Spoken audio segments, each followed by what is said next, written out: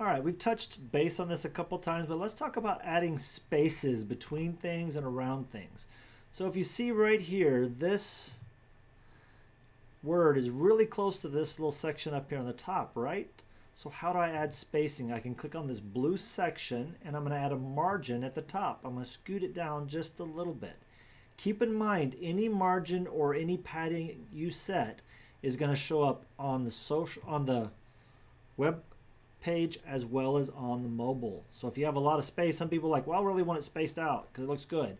Well, that will show up on mobile with that amount of space. You don't want to do that.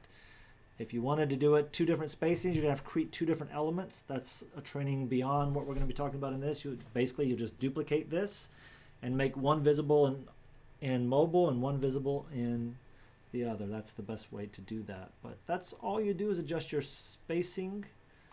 And if you want it side to side, so let's say that I want this to scoot over closer to this. Maybe I want this little segment here. I'm going to scoot it to the right. I'm going to put some more padding on the left. And so now you see now the button looks like it's scooted over closer to that. That offsets it. If that's the way you want to do it, that's fine. I wouldn't suggest doing it that way, but you can see how that works. You can also add an extra column and add some space in the column if you want to have extra spaces between things. I don't suggest it. When you're adding spacing on an image, it's going to shrink the image to fit this little square section. So let me show you what I'm talking about. If I add it on the top, it's not going to do that, right? But if I add it on the right or left, it is going to shrink it.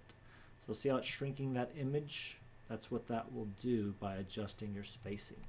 So that's how you work with spacing.